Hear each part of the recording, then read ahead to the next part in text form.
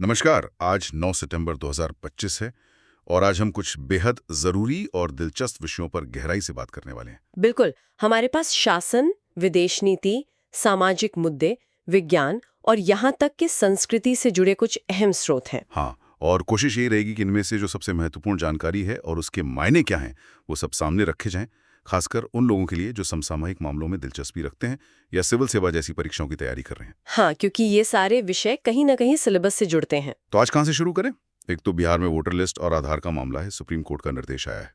हाँ, फिर पड़ोसी देश नेपाल में जो बड़ी उथल-पुथल हुई, विरोध प्रदर्शन, सोशल मीडिया बैन हटा, उस पर बात करेंगे।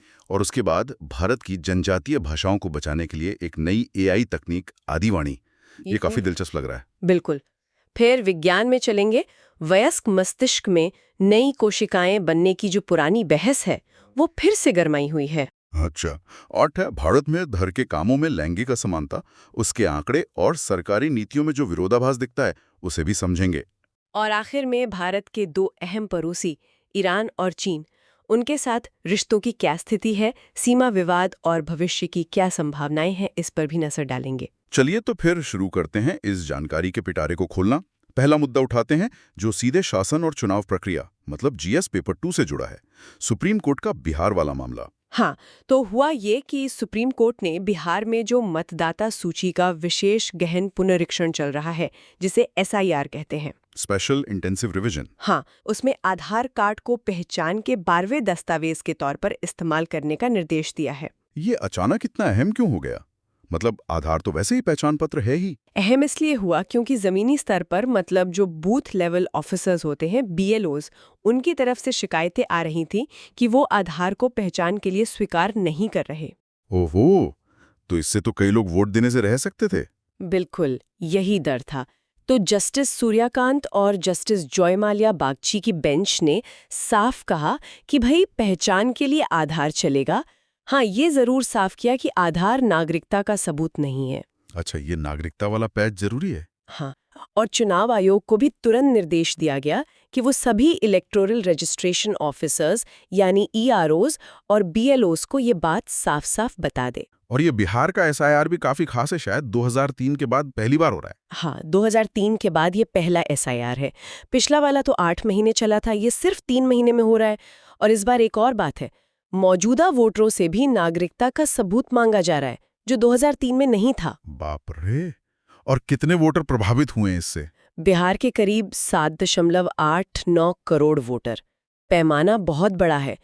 और अगस्त में जो ड्राफ्ट लिस्ट आई थी, उसमें से करीब 65 लाख नाम हटाए भी गए थे। 65 लाख? किस वजह से? उसमें करीब 22 लाख मृत घोषित किए गए।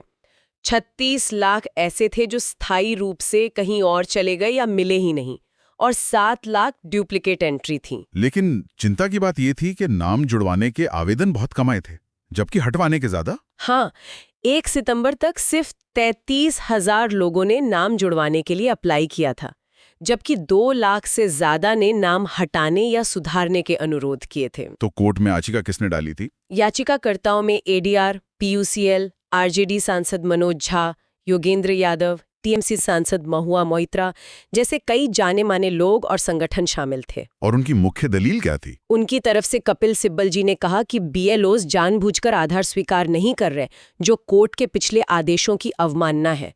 उन्होंने कुछ बीएलओज को जारी कारण बताओ नोटिस भी दिखाए जिन्होंने आधार स्वीकार कर लिया था। अच्छा। तो चुनाव आयोग का क्या कहना था? चुनाव आयोग के वकील ने पहले तो विरोध किया, लेकिन बाद में वो पहचान के प्रमाण के तौर पर आधार स्वीकार करने पर सहमत हो गए। बस यही दोहराया कि ये नागरिकता का सबूत नहीं होगा। ये आधार बनाम नागरिकता की बहस तो काफी पुरानी है, यूआईडीआई भी यही कहता है। बिल्कुल, यूआईडीआई और बॉम्बे हाईकोर्ट ने भी पहले कई बार ये साफ किया है। नागरिकता के लिए तो जन्म प्रमाण पत्र, पासपोर्ट, वोटर आईडी जैसे दस्तावेज ही मान्य हैं। सुप्रीम कोर्ट ने भी इस मामले में जुलाई-अगस्त में कई बार निर्देश दिए थे। तो कुल मिलाकर ये मामला चुनावी प्रक्रिया में समावेशन, पहचान के दस्तावेज और नागरिकता के जटिल सवालों को एक साथ सामने लाता है। हाँ, और ये भारतीय राज व्यवस्था और चुनावी प्रक्रिया यानी यूपीएससी जीएस पेपर 2 के लिहाज से एक महत्वपूर्ण केस स्टडी बन गया है। अगली सुनवाई अब 15 सितंबर को होनी है। चलिए अब जरा पड़ोस में चलते हैं, नेपाल। वहां पिछले कुछ दिनों में काफी ड्रामा हुआ। सरकार ने सोशल मीडिया बैन हटाया, लेकिन वो भी भारी विरोध और हिंसा के बाद। यू टर्न था ये। 9 सितंबर को सरकार ने फेसबुक, व्हाट्सएप, एक्स जो पहले ट्विटर था, इंस्टाग्राम, यूट्यूब सब पर से बैन हटा लिया। ये बैन लगाया कब था और क्यों? ये बैन तो असल में 5 सितंबर को लगाया गया था।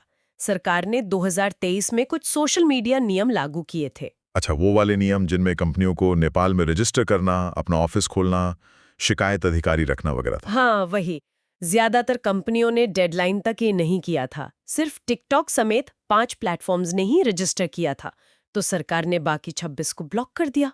लेकिन जो इतने हिंसक प्रदर्शन हुए, जिनमें सुनने में आया कि 19 लोगों की मौत हो गई, वो क्या सिर्फ सोशल मीडिया बैन के खिलाफ थे? नहीं, मामला उससे कहीं ज्यादा गहरा था।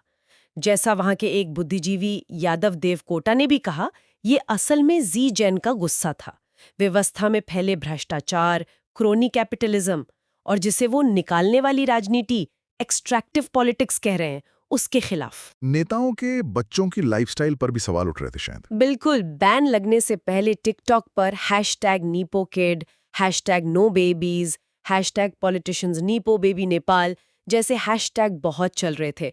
ये नेताओं के बच्चों की आलीशान जिंदगी और आम नेपाली युवाओं के सीमित अवसरों के बीच की खाई को दिखा रहे थे। प्रदर्शन कहाँ हुए और हिंसा कैसे भड़की? काठमांडू, पोखरा, धरान, बुटवल, इटहरी, कई बड़े शहरों में। काठमांडू में प्रदर्शन शुरू तो शांति से हुआ था, मैतीघर मंडाला से। हाँ, जो अरेनिको हाईवे का स्टार्टिंग पॉइंट भी है। लेकिन जब प्रदर्शनकारी न्यू बानेश्वर में संसद भवन के पास पहुंचे और पुलिस का घेरा तोड़ने की कोशिश की, तब झड़पें शुरू हुईं। और फिर पुलिस ने बल प्रयोग किया? हाँ, पानी की बौछारें, आंसू गैस, रबर बुलेट और फिर खबरों के मुताबिक असली गोलियां भी चलीं। अलग-अलग अस्पतालों से कम 19 मौतों की पुष्टि हुई, ज्यादातर काठमांडू में 17 और 2 इटहरी में। सैकड़ों लोग घायल हुए, कई गोलियों से। काठमांडू और ललितपुर में तो अनिश्चितकालीन कर्फ्यू लगाना पड़ा। इसकी तुलना 2006 के जन आंदोलन से भी की जा रही है, जिसने राजशाही खत्म की थी। हाँ, की जा रही है, लेकिन इसमें कुछ बड़े फर्क हैं। 2006 का आंदोलन संगठित था। राजनीतिक दलों, 7 पार्टी अलायंस और माओवादी ने किया था। वो 19 दिन चला था और उसमें 23 मौतें हुई थीं। और ये वाला? ये ज्यादातर अपने आप भड़का हुआ, बिना किसी खास नेता के, मुख्य रूप से युवाओं का आंदोलन था और एक ही दिन में 19 मौतें हो गईं। ये दिखाता है कि राज्य की प्रतिक्रिया कितनी, कह सकते हैं, तीव्र थी। और ये सब नेपाल के गणतंत्र बनने के बाद हुआ? बिल्कुल, 2008 में बने संघीय लोकतांत्रिक गणराज्य में। इससे नागरिक स्वतंत्रता और अभिव्यक्ति की आजादी पर गंभीर सवाल उठ खड़े हुए हैं। संयुक्त राष्ट्र की स्थानीय समन्वयक हना सिंगर हेम्डी ने भी कहा कि ये हिंसा नेपाल के लिए बहुत असामान्य है। राजनीतिक नतीजे क्या रहे इसके? सबसे पहला तो गृह मंत्री रमेश लेखक का इस्तीफा। वो सत्तारूढ़ गठबंधन में नेपाली कांग्रेस से थे। उन्होंने नैतिक जिम्मेदारी ली। और प्रधानमंत्री ओली? प्रधानमंत्री ओली ने मौतों पर दुख जताया, एक जांच समिति बनाई है जिसे 15 दिन में रिपोर्ट देनी है और मुआवजे का भी ऐलान किया है। तो ये घटना क्या सबक देती है? ये साफ दिखाती है कि कैसे डिजिटल प्लेटफॉर्म्स राजनीतिक एक्शन को तेजी से संगठित कर सकते हैं और कैसे सरकारें नागरिक स्वतंत्रता और डिजिटल दुनिया को रेगुलेट करने के बीच संतुलन बनाने के लिए संघर्ष कर रही हैं। नेपाल के लोकतंत्र के लिए ये यकीनन एक अहम मोड़ है। अंतर्राष्ट्रीय संबंध और सामाजिक मुद्दे यानी जीएस पेपर 2 के लिहाज से ये काफी महत्वपूर्ण घटनाक्रम है। ठीक है। नेपाल के इस तनावपूर्ण माहौल से निकलकर अब भारत में एक ज्यादा सकारात्मक और तकनीकी पहल की बात करते हैं। आदिवाणी, ये क्या है? आदिवाणी.tribal.gov.in असल में भारत का पहला एआई आधारित जनजातीय भाषा अनुवादक प्लेटफॉर्म है। एआई का इस्तेमाल जनजातीय भाषाओं के लिए? वाह! हाँ, इसी जनजातीय मामलों के मंत्रालय ने आईआईटी दिल्ली के नेतृत्व में bits Pilani, IIT Hyderabad, IIT नवा रायपुर और 5 राज्यों के जनजातीय अनुसंधान संस्थानों TRIs के साथ मिलकर विकसित किया है। और ये अभी क्या कर रहा है? अभी ये मध्य प्रदेश की भील लोक कथाओं का एक अनुवादित संग्रह जारी करने वाला है। संग्रह का नाम अनुवाद है। ये सरकार की अगस्त 2025 में शुरू हुई एआई संचालित अनुवाद पहल का पहला बड़ा साहित्यिक उत्पाद है। ये आदिवाणी प्लेटफॉर्म और क्या-क्या कर सकता है? ये हिंदी, अंग्रेजी और जनजातीय भाषाओं के बीच text to text, speech to speech अनुवाद कर सकता है। पुरानी पांडुलिपियों को डिजिटाइज करने के लिए इसमें OCR यानी ऑप्टिकल कैरेक्टर रिकग्निशन की सुविधा है। द्विभाषी शब्दकोश बना सकता है, सांस्कृतिक जानकारियों का भंडार बना सकता है, टेक्स्ट को बोलकर सुना सकता है, टेक्स्ट टू स्पीच, और बोली को टेक्स्ट में बदल सकता है, स्पीच टू टेक्स्ट। कमाल है। अगे कौन-कौन सी भाषाएं हैं इसमें? और ये भील समुदाय जिनके बारे में कहानियां हैं वो कौन है? अभी बीटा लॉन्च में ये संथाली ओडिशा, भीली मध्य प्रदेश, मुंडारी झारखंड और गोंडी छत्तीसगढ़ भाषाओं को सपोर्ट कर रहा है। कुई और गारो भाषाएं भी जल्दी ही जुड़ेंगी। और भील समुदाय की बात करें तो ये भारत के सबसे बड़े जनजातीय समुदायों में से एक है। हाँ, मैंने सुना है मध्य प्रदेश, गुजरात, राजस्थान। बिल्कुल। मध्य प्रदेश में खासकर मालवा निमाड़ इलाके में धार, झाबुआ, खरगोन, बड़वानी जिलों में इनकी बड़ी आबादी है। 2011 की जनगणना के हिसाब से मध्य प्रदेश में ही भील, भिलारा, बरेला, पटेलिया सबको मिलाकर करीब 60 लाख लोग थे। अच्छा, तो ये जो भील कहानियां अनुवादित हुई हैं, इनमें किस तरह के विषय हैं? क्या इनमें कोई सामाजिक टिप्पणी भी है? हाँ, बिल्कुल है।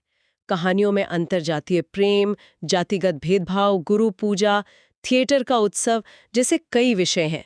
ये मध्य प्रदेश के अलग-अलग क्षेत्रों, खासकर निमाड़ की मौखिक परंपराओं से ली गई हैं। जातिवाद पर सीधी टिप्पणी। हाँ, कुछ कहानियों में दार्शनिक तर्कों के जरिए जातिवाद को चुनौती दी गई है। जैसे एक कहानी में कहा गया है जाति कभी सनातन धर्म का हिस्सा नहीं थी, या सभी हिंदू समान हैं। एक कहानी है जातिवाद खत्म करो, जिसमें एक उच्च जाति के लड़के बसंत और एक दलित फैक्ट्री कर्मचारी पलासी की प्रेम कहानी है। उसमें बसंत सरेआम तर्क देता है कि जाति को तो बाद में मनगढ़ंत श्लोकों के जरिए धर्म ग्रंथों में घुसाया गया, ये एक साजिश थी जो कर्म आधारित वर्ण व्यवस्था से अलग है। ये तो काफी मजबूत बात है। स्रोत में एक गुरु पूजन कहानी और उसके RSS कनेक्शन का भी जिक्र था। वो क्या मामला है? हाँ, एक और कहानी है गुरु पूजन। इसमें एक गांव का शिक्षक है समंदर, जो गुरु पूर्णिमा की तैयारी कर रहा है। कहानी के आखिर में वो भागवत ध्वज के प्रति श्रद्धा व्यक्त करता है और उसे हमारी संस्कृति और सभ्यता का प्रतीक और हमारे राष्ट्र के लिए एक वाहन बताता है। तो स्रोत लेख इसे RSS से जोड़ रहा है? हाँ, स्रोत लेख के अनुसार ये सीधे तौर पर राष्ट्रीय स्वयंसेवक संघ RSS की भगवा ध्वज को सर्वोच्च गुरु मानने की अवधारणा से जुड़ता है। RSS संस्थापक डॉक्टर हेडगेवार ने 1925 में RSS की स्थापना की थी और 1928 में ध्वज को गुरु के रूप में पूजने की परंपरा शुरू की थी। ये भगवा ध्वज ऐतिहासिक रूप से शिवाजी महाराज से भी जुड़ा है। ठीक है, ये स्पष्ट करना जरूरी है कि ये स्रोत लेख का विश्लेषण है। बिल्कुल, हम सिर्फ वही बता रहे हैं जो स्रोत में लिखा है। तो कुल मिलाकर ये आदिवानी पहल सिर्फ भाषा बचाने की तकनीक नहीं है, इसके गहरे सांस्कृतिक और कह सकते हैं संभावित वैचारिक पहलू भी हैं। निश्चित रूप से। देखिए, भारत में 461 जनजातीय भाषाएं हैं, जिनमें से 81 कमजोर और 42 तो गंभीर रूप से खतरा में है। बाप रे। तो भीली जैसी भाषा, जिसे 1 करोड़ से ज्यादा लोग बोलते हैं, उसका डिजिटल संरक्षण एक बहुत बड़ा कदम है। इसके लिए डेटा सेट बनाने में 250 से ज्यादा स्थानीय वक्ताओं, शिक्षकों, समुदाय के नेताओं ने NCERT की किताबें, लोक कथाएं वगैरह का अनुवाद किया है। सरकार की बड़ी पहलों से भी जुड़ा है। हाँ, ये डिजिटल इंडिया, एक भारत श्रेष्ठ भारत, PMJMN जैसी पहलों के अनुरूप है। राज्य मंत्री दुर्गादास उइके ने कहा भी कि ये दूरदराज के आदिवासी समुदायों के लिए संचार की खाई को पाटेगा और युवाओं को डिजिटल रूप से सशक्त करेगा। गोंडी, संथाली और मुंडारी संग्रह भी जल्द आने वाले हैं। तो ये एक तरह से ग्लोबल मॉडल भी बन सकता है। हाँ, कम संसाधन वाली भाषाओं को बचाने के लिए ये एक मॉडल पेश करता है। ये तकनीक और सांस्कृतिक संरक्षण के जुड़ाव को दिखाता है। GS paper 1 culture, GS paper 3 SNT। लेकिन हाँ, जैसा हमने कहा, कहानियों की सामग्री और उसमें कथित वैचारिक तत्वों का समावेश वो विश्लेषण और बहस का विषय बना रह सकता है। चलिए, अब विज्ञान की दुनिया में चलते हैं। तंत्रिका विज्ञान यानी न्यूरोसाइंस में एक बहुत पुरानी और विवादास्पद बहस फिर से जिंदा हो गई है। सवाल ये कि क्या वयस्क इंसानों के दिमाग में भी नई तंत्रिका कोशिकाएं यानी न्यूरॉन्स बन सकती हैं? हाँ, ये दशकों पुरानी बहस है और हाल ही में स्वीडन के बहुत प्रतिष्ठित कैरोलिंस्का इंस्टीट्यूट के प्रोफेसर हैं जोनास फ्रिसन, उनकी टीम ने जुलाई 2025 में साइंस जर्नल में एक बहुत महत्वपूर्ण स्टडी प्रकाशित की है। और वो इसके पुख्ता सबूत देती है। पुख्ता सबूत? उन्होंने ऐसा क्या किया?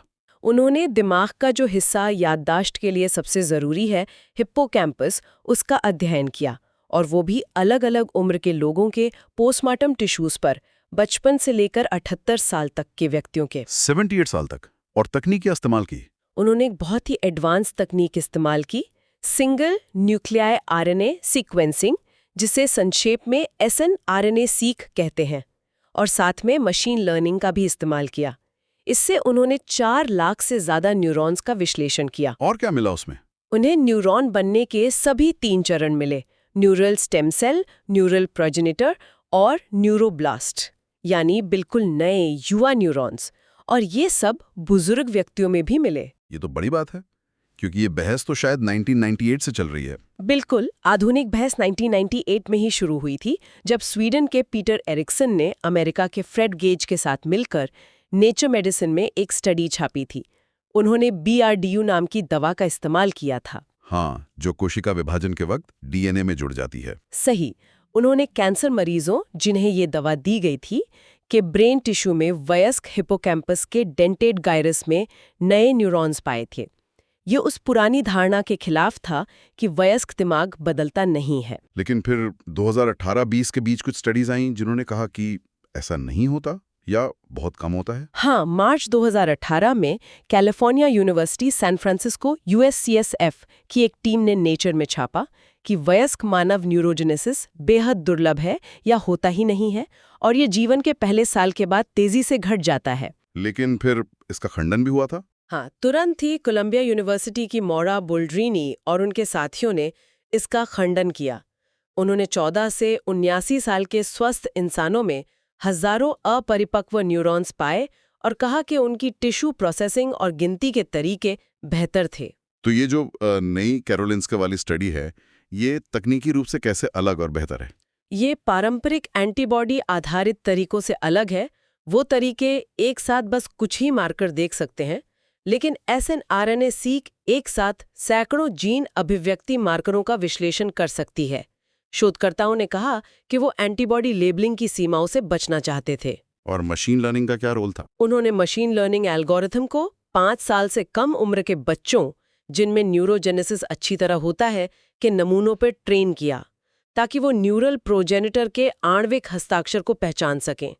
फिर उन्होंने RNA स्कोप और जेनियम जैसी और भी एडवांस तकनीकों से ये पक्का किया कि ये कोशिकाएं हिप्पोकैम्पस के डेंटेड गायरस में सही जगह पर ही थीं। तो क्या अब वैज्ञानिक समुदाय में आम सहमति बन गई है इस पर? पूरी तरह से तो नहीं कह सकते। कुछ विशेषज्ञ, जैसे कोपेनहेगन यूनिवर्सिटी के नवनीत वशिष्ठ, अभी भी थोड़े सतर्क हैं। उनका तर्क है कि सिर्फ RNA का मिलना ये साबित नहीं करता कि काम करने वाला प्रोटीन भी बन रहा है। वो एंटीबॉडी आधारित प्रोटीन डिटेक्शन को जरूरी मानते हैं।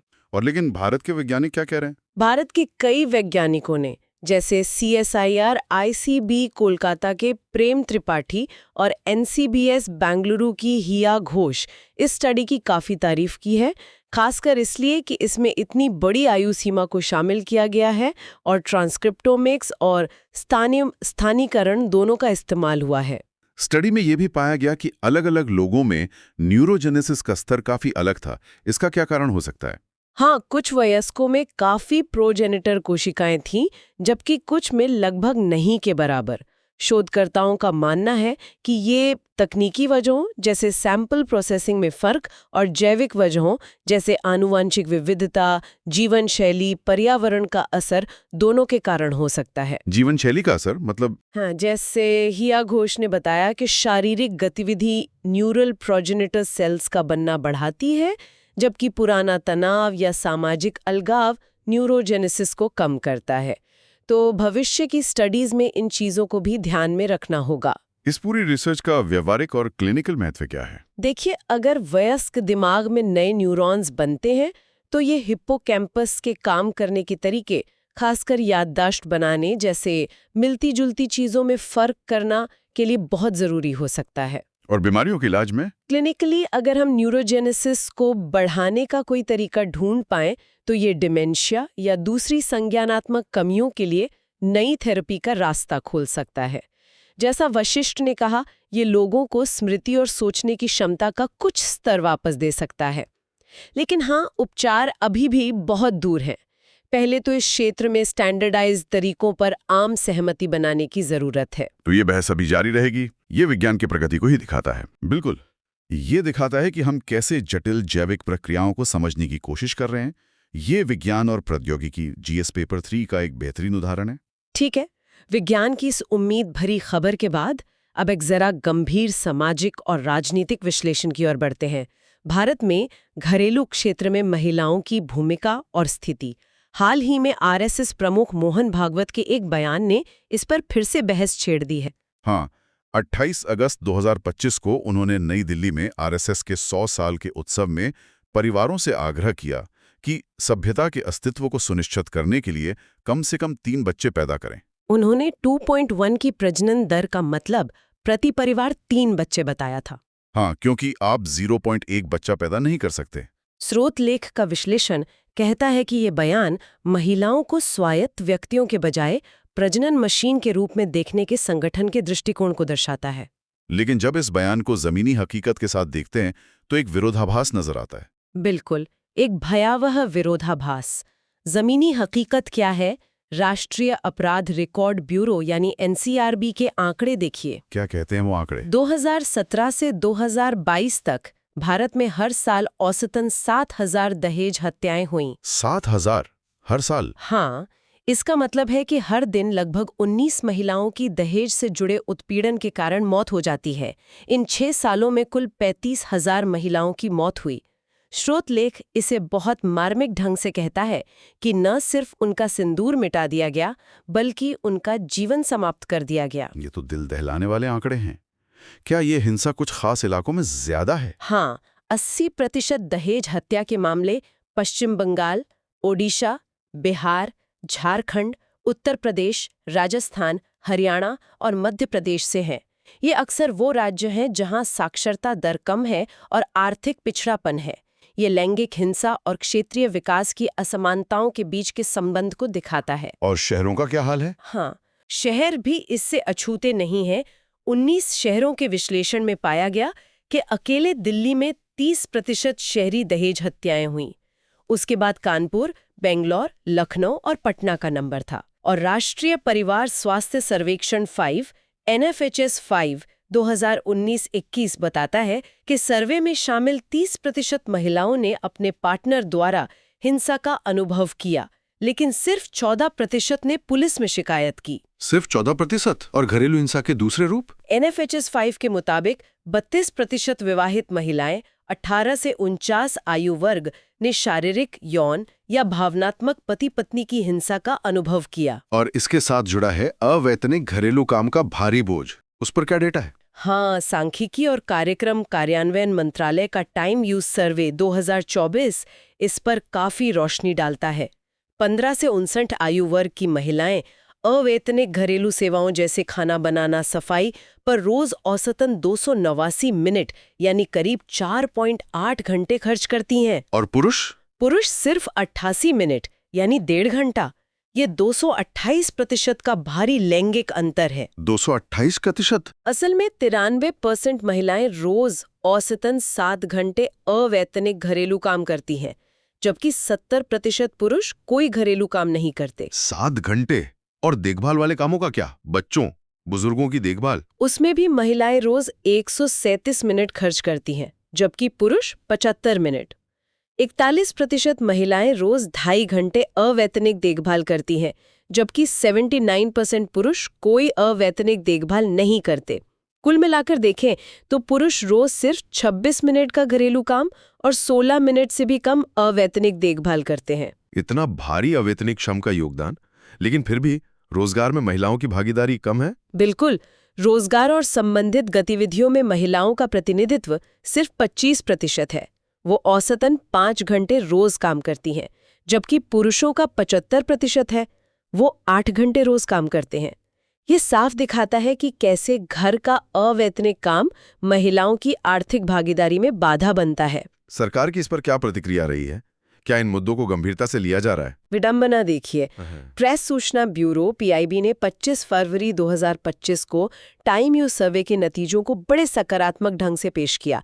कहा कि ये भारतीय परिवारों में लिंग की परवाह किए बिना देखभाल गतिविधियों की अधिक स्वीकृति दिखाता है। मतलब इस असमानता को महिमा मंडित किया गया। हाँ, सरकार ने कहा कि यह भारतीय सामाजिक ताने बाने की पुष्टि करता है, जिसमें घर के सदस्यों की देखभाल की अधिकांश जिम्मेदारियां घर की महिलाओं द्वारा वहन की जाती हैं। स्रोत लेख कहता है कि ये बयानबाजी लैंगिक असमानता को संरचनात्मक भेदभाव मानने के बजाय सांस्कृतिक परंपरा बताकर सामान्य बनाती है। स्रोत लेख में आशा और आंगनवाड़ी कार्यकर्ताओं का भी जिक्र था। हाँ, लेख तर्क देता है कि घरेलू क्षेत्र का ये शोषण सार्वजनिक नीति में भी झलकता है। ASHA, accredited social health activist, anganwadi कार्यकर्ता और मिड डे मील वर्कर, जो ज्यादातर महिलाएं हैं, को कर्मचारी नहीं बल्कि सामाजिक स्वयंसेवक माना जाता है। उन्हें न्यूनतम मजदूरी नहीं बल्कि मामूली मानदेय मिलता है। लेकिन सुप्रीम कोर्ट ने कुछ कहा था इस पर। और मानदेय असल में मजदूरी का ही दूसरा शब्द है। फिर भी दिल्ली में उनका मानदेय 12,720 रुपये और आशा कार्यकर्ताओं की आय 7,000 से 8,000 रुपये, न्यूनतम मजदूरी 18,066 से काफी कम है। वैवाहिक बलात्कार पर सरकार के रुख की भी आलोचना की गई है स्रोत में। हाँ, केंद्र सरकार ने अक्टूबर 2024 में सुप्रीम कोर्ट में एक हलफनामे में वैवाहिक बलात्कार को अपराध बनाने का विरोध किया था। सरकार ने तर्क दिया कि इससे वैवाहिक संबंधों पर गंभीर प्रभाव पड़ेगा और विवाह संस्था में गड़बड़ी होगी।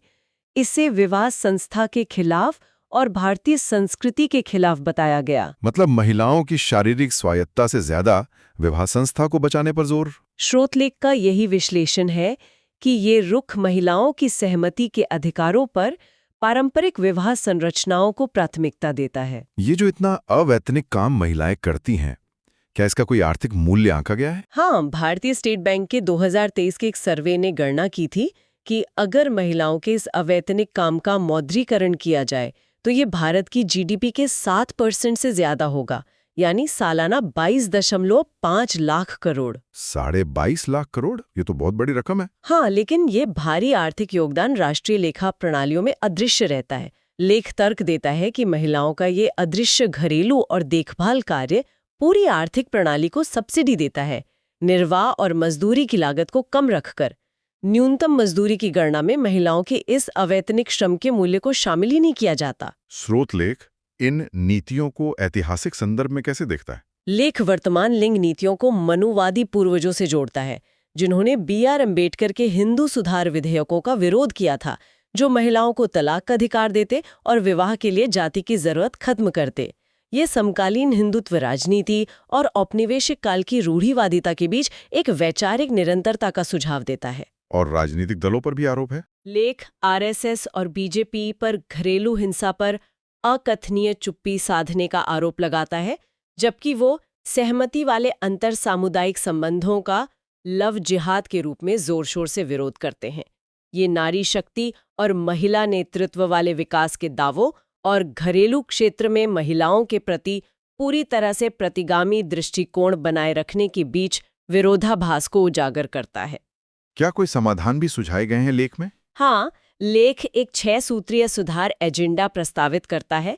पारिवारिक हिंसा की रोकथाम, पुरुषों और महिलाओं के लिए समान काम का अधिकार और समान वेतन, सरकार द्वारा दी जाने वाली चाइल्ड केयर और एल्डर केयर सुविधाएं, अच्छी स्वास्थ्य सेवा और शिक्षा, साझा घरेलू जिम्मेदारी को बढ़ावा देने वाली संस्कृति और योजना कार्यकर्ताओं, आशा, आंगनवाड़ी के लिए न्यूनतम मजदूरी और सरकारी कर्मचारी वाले लाभ। और तुरंत क्या करने की जरूरत बताई गई है? तत्काल विधायी कार्यवाहियों में वैवाहिक बलात्कार का अपराधीकरण, योजना कार्यकर्ताओं को कर्मचारी का दर्जा देना और घरेलू हिंसा कानूनों को मजबूत करना शामिल है। ये पूरा विश्लेषण घरेलू क्षेत्र को सांस्कृतिक परंपरा के पर्दे में व्यवस्थित लैंगिक उत्पीड़न के एक स्थल के रूप में पेश करता है। ये भारतीय समाज जीएस पेपर 1, शासन जीएस पेपर 2 और अर्थव्यवस्था जीएस पेपर 3 तीनों के लिए एक बेहद गंभीर और जरूरी मुद्दा है। ठीक है, इस गंभीर मुद्दे के बाद अब अंतर्राष्ट्रीय मंच की ओर चलते हैं। भारत और ईरान दो प्राचीन सभ्यताएं। इनके उभरते संबंधों पर एक विश्लेषण आया है जो तर्क देता है कि ये दोनों देश मिलकर एक नई तरह की वैश्विक व्यवस्था बनाने में भूमिका निभा सकते हैं। हाँ, ये विश्लेषण इस बात पर जोर देता है कि जब पश्चिमी देशों के नेतृत्व वाली अंतर्राष्ट्रीय व्यवस्था कह सकते हैं वैधता के संकट से गुजर रही है, जैसे एक तरफा बल प्रयोग, व्यापार युद्ध, पर्यावरण की अनदेखी, तब भारत और ईरान जैसे देश जिनके बीच हजारों साल पुराने सभ्यतागत और सांस्कृतिक संबंध है, हाँ, एक्मेनिड साम्राज्य से लेकर मुगल काल तक, बिल्कुल, वो संप्रभुता, दक्षिण एकजुटता और अपने सभ्यतागत ज्ञान के आधार पर एक मूल्य आधारित विकल्प पेश करने के लिए तैयार हैं। आधुनिक समय में भी देखें तो भारत का उपनिवेशवाद विरोधी संघर्ष और ईरान का 1951 में तेल का राष्ट्रीयकरण या 1979 की इस्लामी क्रांति, ये कहीं न कहीं पश्चिमी वर्चस्व के खिलाफ अपनी आर्थिक संप्रभुता पर जोर देने के समानांतर प्रयास थे। इसमें दक्षिण सहयोग और रणनीतिक स्वायत्ता जैसी अवधारणाएं अहम हैं। हाँ, दक्षिण सहयोग मतलब ग्लोबल साउथ के देश आपस में मिलकर विकास करें, रक्षा में आत्मनिर्भर बने, सांस्कृतिक आदान प्रदान करें अपने तरीकों से, और रणनीतिक स्वायत्ता का मतलब है कि किसी एक बड़ी शक्ति के खेमे में ना बंधकर अपनी स्वतंत्र विदेश नीति चलाना। ये आज के समय में और भी जरूरी हो गया है जब अमेरिकी प्रभाव कम हो रहा है और अंतर्राष्ट्रीय कानून की अनदेखी बढ़ रही है। और इसमें अंतर्राष्ट्रीय उत्तर दक्षिण परिवहन गलियारा NISTC और चाबाहार बंदरगाह की क्या भूमिका है? NSTC, जिसकी कल्पना 2000 में सेंट पीटर्सबर्ग में भारत रूस ईरान शिखर सम्मेलन में की गई थी, उसे एक प्रमुख सभ्यतागत सेतु के रूप में देखा जा रहा है। ये भारत के पश्चिमी बंदरगाहों को ईरान के चाबहार से, फिर कैस्पियन सागर और आगे रूस और यूरोप से जोड़ता है ना? बिल्कुल, और भारत ने 2016 में चाबहार बंदरगाह के विकास के लिए 10 साल का पट्टा हासिल किया था। इससे हमें अफगानिस्तान और मध्य एशिया तक सीधा समुद्री रास्ता मिला, पाकिस्तान को बाईपास करते हुए। 2021 में इसका पहला चरण चालू भी हो गया। और ईरान से तेल आयात और हालिया LNG समझौते का क्या? हाँ, 2023 में भारत को अमेरिकी प्रतिबंधों के बावजूद ईरानी कच्चे तेल का आयात 60,000 बैरल दिन तक करने के लिए छूट मिली, और 2025 में भारत और ईरान ने उर्वरक के बदले LNG स्वैप पर सहमति जताई है। भारत सालाना 5 मिलियन टन यूरिया देगा और बदले में मुंद्रा में LNG लेगा। कनेक्टिविटी परियोजनाओं का भविष्य क्या दिख रहा है? चाबहार से जाहेदान तक रेलवे लाइन 214 किलोमीटर 2026 तक पूरे होने की उम्मीद है। ये दक्षिण एशिया को ईरान के रास्ते मध्य एशिया से जोड़ेगी, और INSTC के अगले चरण कैस्पियन पर बंदर अंजलि तक 2028 तक पूरे होने का लक्ष्य है, जिससे यूरेशियाई परिवहन का समय 40% तक कम हो जाएगा। व्यापार और कनेक्टिविटी के अलावा दोनों देशों के साझा मूल्य और भू राजनीतिक हित क्या बताए गए हैं? विश्लेषण साझा सभ्यतागत मूल्यों का उल्लेख करता है, जैसे जीवन का सम्मान, अच्छाई की बुराई पर जीत जो महाभारत और शाहनामा दोनों में दिखता है, विविधता का सम्मान, भारत का बहुलवाद, ईरान का शिया सुन्नी विचारों को साथ लेना, और आध्यात्मिक विकास, योग और सूफी परंपराएं। और भू राजनीतिक हित? भू राजनीतिक रूप से देखें तो ऊर्जा सुरक्षा, भारत के लिए आयात के स्रोत बढ़ाना, ईरान के लिए प्रतिबंधों का मुकाबला, क्षेत्रीय कनेक्टिविटी और ब्रिक्स और SCO शंघाई सहयोग संगठन जैसे बहुपक्षीय मंचों में सक्रिय भागीदारी, ये सब साझा हित है। फिलिस्तीन मुद्दे का क्या महत्व बताया गया है? फिलिस्तीनी संघर्ष को ग्लोबल साउथ के कब्जे का विरोध करने के अधिकार के प्रतीक के रूप में देखा जाता है, जो मानवाधिकारों पर पश्चिमी देशों के दोहरे मानकों को उजागर करता है। इसी तरह ईरान के शांतिपूर्ण परमाणु कार्यक्रम की रक्षा को भी विकास के अधिकारों के लिए एक व्यापक संघर्ष के रूप में देखा जाता है। दोनों देश आइसिस खुरासान और बलूच विद्रोह जैसे खतरों पर मिलकर आतंकवाद विरोधी बातचीत भी करते हैं। सांस्कृतिक कूटनीति और भविष्य के रास्ते क्या हैं? नई दिल्ली 2024 और तेहरान 2025 में भारत ईरान विरासत समारोह हुए हैं। ईरानी छात्रों के लिए भारतीय स्कॉलरशिप स्लॉट 2025-26 में 150 से बढ़ाकर 500 करने का लक्ष्य है।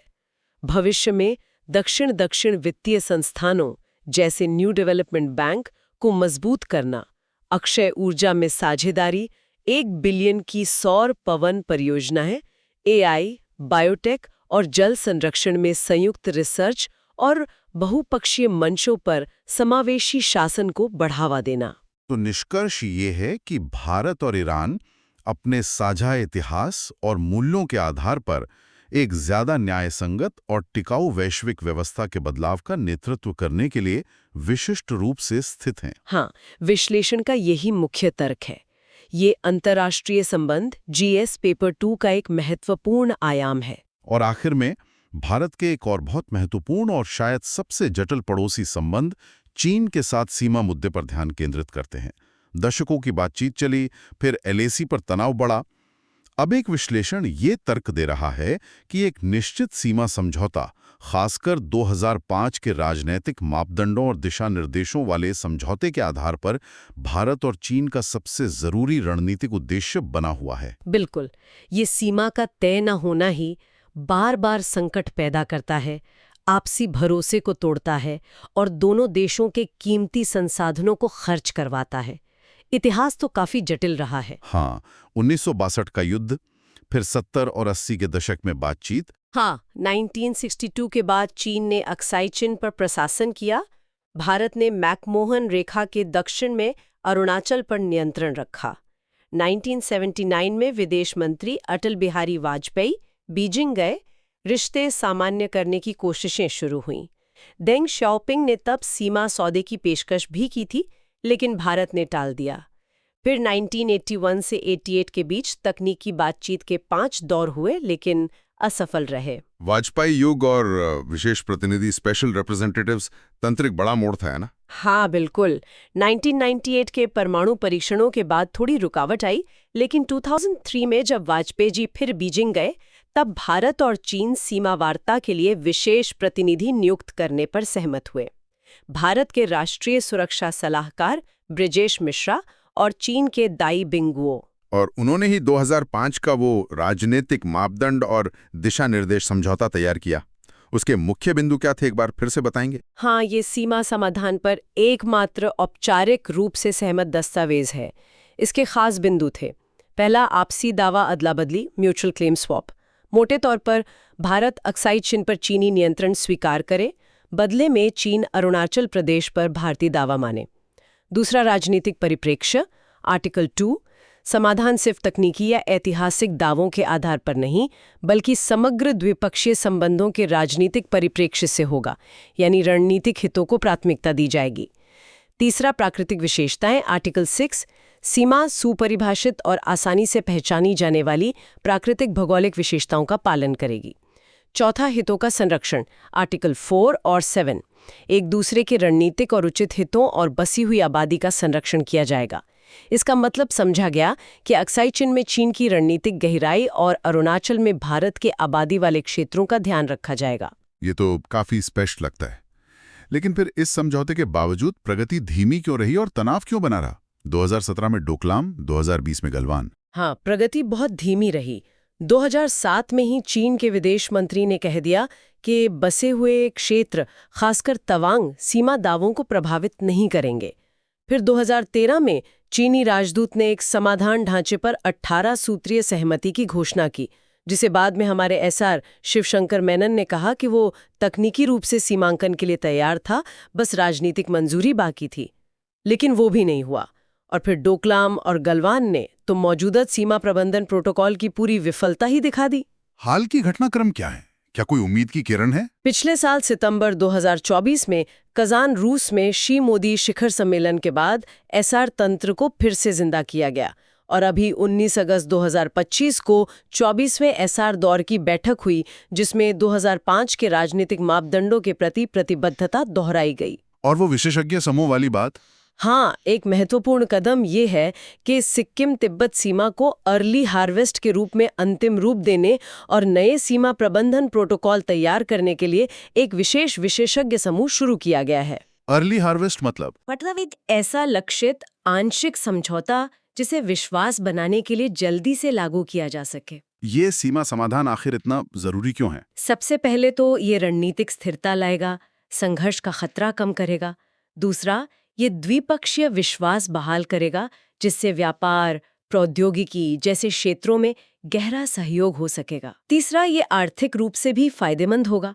एलएसी पर भारी सैन्य तैनाती का खर्च कम होगा। और चौथा, ये क्षेत्रीय स्थिरता में भी योगदान देगा। अभी स्थिति क्या है एलएसी पर? अभी दोनों पक्षों ने लद्दाख, अरुणाचल प्रदेश, सिक्किम और उत्तराखंड क्षेत्रों में बहुत बड़ी संख्या में सैनिक और हथियार तैनात कर रखे हैं। अंतिम समाधान में मुख्य चुनौतियां क्या हैं? एक तो तवांग का सवाल है, जहां भारत का सबसे बड़ा तिब्बती बौद्ध मठ है। उस पर चीन का आग्रह एक बड़ी बाधा है। फिर दोनों देशों में घरेलू राजनीति भी है। क्षेत्रीय दावे बहुत संवेदनशील होते हैं। भारत शायद अक्साई चिन को तवांग से कम मूल्यवान मानता है, जिससे बराबर की रियायतें देना मुश्किल हो जाता है। और जहां सीमा 3 देशों से मिलती है, नेपाल, भूटान, म्यांमार के साथ, वहां अंतिम सीमा तय करने के लिए उन देशों से भी बात करनी होगी। तो आगे का रास्ता क्या सुझाया गया है विश्लेषण में? पहला, राजनीतिक इच्छा शक्ति। दोनों देशों के राष्ट्राध्यक्ष 2005 के मापदंडों को बाध्यकारी ढांचे के रूप में सार्वजनिक रूप से पुष्टि करें। दूसरा, अर्ली हार्वेस्ट को लागू करें। सिक्किम तिब्बत सेक्टर का सीमांकन तेजी से पूरा करें ताकि प्रगति दिखे। तीसरा, विशेषज्ञ समूह को ताकत, संसाधन और समय सीमा दें। चौथा, विश्वास बहाली के उपायों को मजबूत करें, हॉटलाइन, संयुक्त गश्त वगैरह। और पांचवां, त्रिजंक्शन वाले बिंदुओं पर भूटान, नेपाल, म्यांमार के साथ परामर्श शुरू करें। तो निष्कर्ष ये है कि लगभग 3 दशक बाद समाधान का खाका भी है और रणनीतिक जरूरत भी। लेकिन बिना उच्चतम स्तर पर राजनैतिक प्रतिबद्धता के एलएसी एक संवेदनशील मुद्दा बनी रहेगी। बिल्कुल। और ये मुद्दा सीधे तौर पर अंतर्राष्ट्रीय संबंध और सुरक्षा जीएस पेपर 2 और 3 दोनों से जुड़ा है। तो ये थी आज की हमारी विस्तृत चर्चा, जिसमें हमने 9 सितंबर 2025 की तारीख के कुछ अहम और जटिल मुद्दों को समझने की कोशिश की।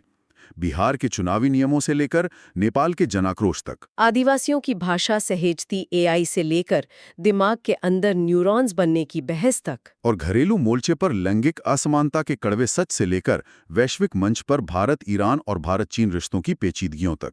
इन सभी अलग अलग विषयों में अगर कोई एक धागा है तो वो है बदलाव की निरंतरता का। और हर जगह परंपरा और आधुनिकता, राष्ट्रीय हित और वैश्विक सहयोग, व्यक्ति के अधिकार और समूह की पहचान के बीच एक सतत तनाव, एक खींचतान चल रही है। आज की बातचीत से एक सवाल मेरे मन में घूम रहा है। हमारे पास जानकारी और विश्लेषण के साधन, चाहे वो एआई अनुवादक हो, आरएनए सीक्वेंसिंग हो या विस्तृत सर्वे डेटा हो, ये लगातार बेहतर और ज्यादा परिष्कृत होते जा रहे हैं। हाँ, ये तो है। तो सवाल ये है कि क्या हम सामूहिक रूप से इन नई समझ और अंतर्दृष्टियों का इस्तेमाल वाकई एक ज्यादा न्यायसंगत, समावेशी और स्थिर समाज बनाने और एक बेहतर वैश्विक व्यवस्था बनाने के लिए कर पाएंगे? या फिर निहित स्वार्थ, पुरानी विचारधाराएं और व्यवस्था की जो बाधाएं हैं वो वास्तविक प्रगति के रास्ते में खड़ी रहेंगी? बिल्कुल, ये एक बड़ा सवाल है जिस पर सोचते रहना होगा। चलिए, इसी विचार के साथ आज की चर्चा यहीं समाप्त करते हैं। अगली बार फिर मिलेंगे कुछ और जरूरी मुद्दों के गहन विश्लेषण के साथ। नमस्कार।